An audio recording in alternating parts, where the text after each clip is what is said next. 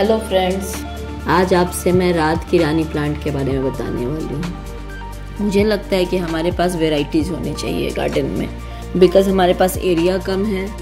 तो जब एरिया कम है तो हमारे पास अलग अलग प्लांट्स होंगे तो देखने में भी खूबसूरत लगेगा, और पौधों के पॉलिनेशन के लिए भी ज़रूरी है कि आपके पास अलग अलग वेराइटी के पौधे हों। मैंने लेमन प्लांट भी रखा हुआ है, मैंने रात की रानी भी रखा हुआ है, मैंने बेलपत्र भी रखा हुआ है, मैंने समी का पौधा भी रखा हुआ है, मैंने धतूरे का पौधा भी रखा हुआ। अलग अलग वैरायटी मुझे अच्छी लगती है। चलिए अब बात करते हैं रात की रानी पौधे के बारे में। ये एक फ्रेग्रेंट फ्लावरिंग बुश है। ये रात को खिलता है और सुबह बंद हो जाता है। ये एवरग्रीन फ्लावरिंग बुश है। इसे आप अच्छे क्लाइमेट में, गर्मी में मार्च से लेके दिसंबर तक बहुत अच्छे से ब्लूम करता है। बस इसकी एक चीज़ है कि आप इसे हल्की प्रूनिंग करते रहिए। अगर आप इसकी प्रूनिंग नहीं करेंगे तो ये 6 फीट 7 फीट तक चला जाता है, जो मैनेज करना, बालकनी में स्पेशली मैनेज करना मुश्किल हो जाएगा हमारे लिए। ठीक है। और इसकी एक और चीज़ है कि अगर आप इसे प्रूनिंग नहीं करते हैं तो एक ख़ास डायरेक्शन में बढ़ता चला जाता है और फिर उतना सुंदर भी नहीं लगता देखने में। अगर आप इसे बार बार प्रूनिंग करते रहेंगे तो एक बूसी पौधा है और बहुत सुंदर लगेगा देखने में। और खुशबू को तो मैं आपको क्या ही बताऊँ। आप देखिए कितना अच्छे से खिला हुआ है। बट मैं आपको इसकी खुशबू नहीं भेज सकती, पर बहुत अच्छी खुशबू आ रही है। अगर आप घर में लगा देते हैं तो आपका पूरा घर खुशबू से भर जाता है। चलिए बात करते हैं इसको कैसी मिट्टी चाहिए। इसको ऐसी मिट्टी चाहिए जो पानी को होल्ड करके ना रखे। सैंडी सॉइल होना चाहिए। फर्टिलाइज़र चाहिए इससे, क्योंकि ये हेवी ब्लूमिंग फ्लावर्स है तो इसको फर्टिलाइज़र चाहिए होता है। मैं एज़ यूजुअल मैं आपको एक चीज़ और बताती हूँ। मैं कभी भी मार्केट से ख़रीद के फर्टिलाइज़र नहीं यूज करती हूँ।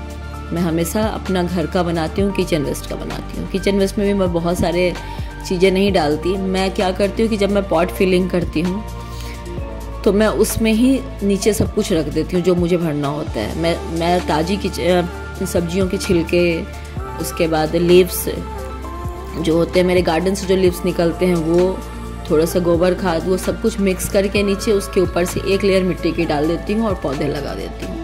ये अपने आप सड़ता रहता है और इसका फ़ायदा ये है कि मुझे पूरे 1 साल तक कोई फर्टिलाइज़र अलग से ऐड करने की ज़रूरत नहीं होती। मैं लिक्विड फर्टिलाइज़र यूज करती हूँ, जो कैसे बनता है वो मैं आपको डिस्क्रिप्शन में बता दूँगी। डिस्क्रिप्शन में है, एक डिटेल है, वीडियो भी है, आप उससे चाहे तो देख सकते हैं। मैं अपने सारे प्लांट्स में वही लिक्विड फर्टिलाइज़र यूज करती हूँ। अगर पानी की बात करें तो रात रानी को पानी बहुत ज़्यादा नहीं चाहिए, पर गर्मी को ये बर्दाश्त नहीं कर पाते ज़्यादा, तो इसकी मिट्टी में नमी होनी चाहिए। मतलब आपको इसकी मिट्टी हमेशा चेक करती रहनी होगी कि पहला ऊपर का लेयर अगर ड्राई हो गया तो आप इसमें पानी डाल सकते हैं। उसके बाद खाद की बात हो गई, पानी की बात हो गई, मिट्टी भी मैंने बता दिया आपको, प्रूनिंग का बताया। इन सब चीज़ों का अगर आप ध्यान रखते हैं तो ये बहुत अच्छा खिलता है। अब देखिए मैं आपको एक डिफरेंस दिखाती हूँ। ये मेरी सोसाइटी का पौधा है जो काफ़ी लंबा चौड़ा हो गया है, और ये मेरे खुद के गमले का है। सोसाइटी वाले पौधे में अभी एक कली तक नहीं बनी और मेरे यहाँ ब्लूमिंग हो रही है, पिछले 1 हफ्ते से हो रही है। उसका सिर्फ और सिर्फ कारण एक ही है कि मेरी मिट्टी जो है वो अमृत मिट्टी है। मैं अपनी मिट्टी को अमृत मिट्टी इसलिए बोल रही हूँ क्योंकि जब आपकी मिट्टी में जीव होंगे जो नेचुरली होते हैं, वो जिंदा होंगे, तो अपना काम अपने आप करेंगे और प्लांट को ग्रो करने में हेल्प करते हैं। और दूसरा फ़ायदा ये है कि जो आपके किचन से वेस्ट निकलता है वो बाहर किसी लैंड को ख़राब नहीं करेगा। तो जितना ज़्यादा हो सकता है अपने किचन के निकलने वाले छिलके को, खीरे का छिलका हो, प्याज का छिलका हो, इन सब का यूज करें।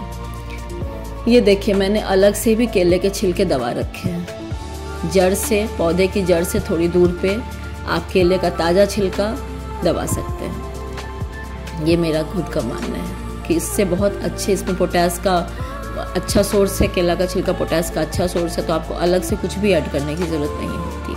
कभी कभार आप महीने 2 महीने में NPK का छिड़काव कर सकते हैं, और वो अर्ली मॉर्निंग होता है। और मैं बाहर से लाके केमिकल डालने के फेवर में बिल्कुल भी नहीं होती हूँ, क्योंकि एक तो हमारी चारों तरफ केमिकल वाली चीज़ें ही मिल रही है। एटलीस्ट हम अपने घर में जो उगा रहे हैं, चाहे वो फल हो, सब्जी हो या कुछ भी हो, वो तो बिना केमिकल के उगाए। इसे प्रोपोगेट करने का तरीका ये है कि आप एक इसकी पेंसिल की मोटी स्टेम लेकर इसे आप बारिश के मौसम में लगाइए। ये बहुत आसानी से लगने वाला पौधा है।